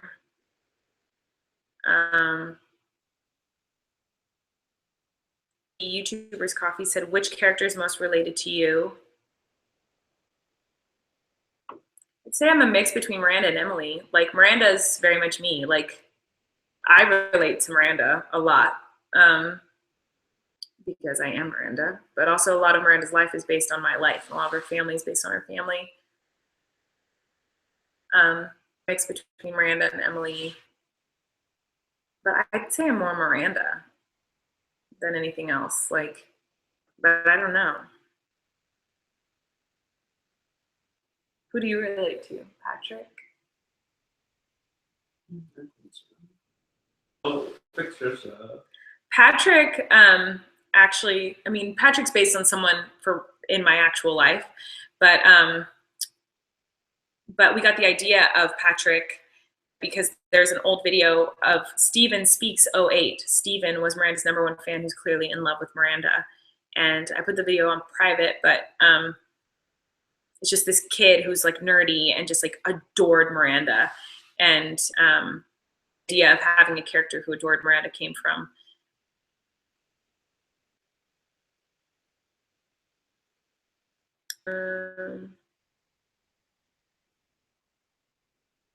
there's so many questions. Kayla said, was it hard to have your family watch you act? No, it was really fun. Like, I liked having my family there so that they could see a different side of my life. Because they were there for a lot of the emotional scenes. And so they didn't like my dad hated seeing me cry. Like, he was there when we filmed the last scene where they dragged me off the stage. And he was there for the final scene of the show where I'm on the computer crying. And he cried. Like, he hated it.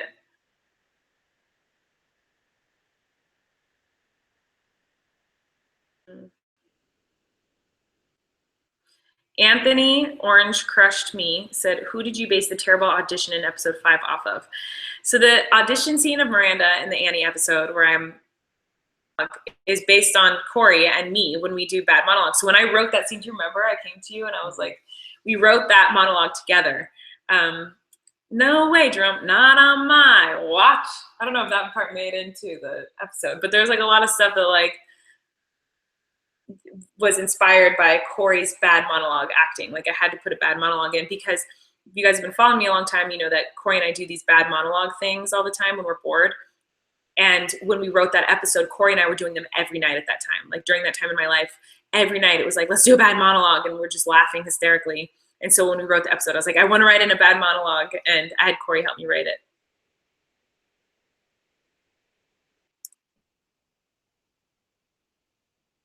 Okay.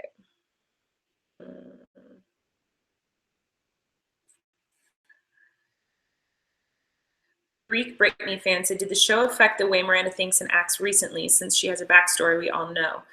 No, because I've known this backstory. The show Haters Back Off is a backstory that I have always known.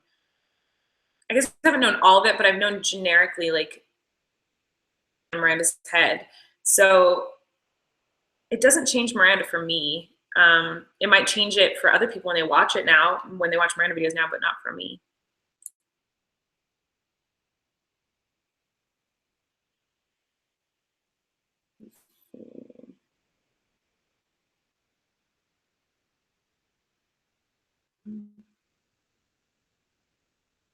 What do you not know? So I'm trying to find a question I can answer. It's not the easiest. Time you stayed while filming, that's from Janice. We watched the sun come up a couple of times. So all night.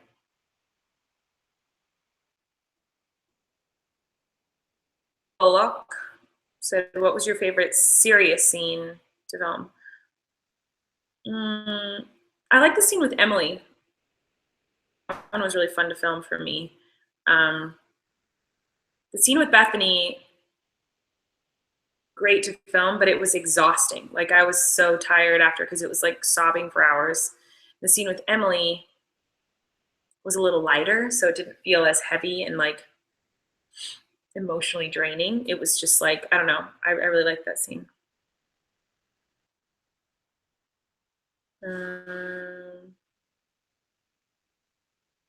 Corey loved me.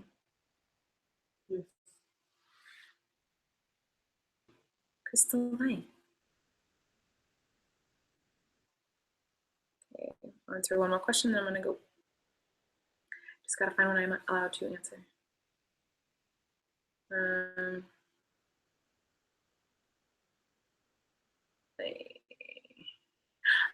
Here's a good one. Okay.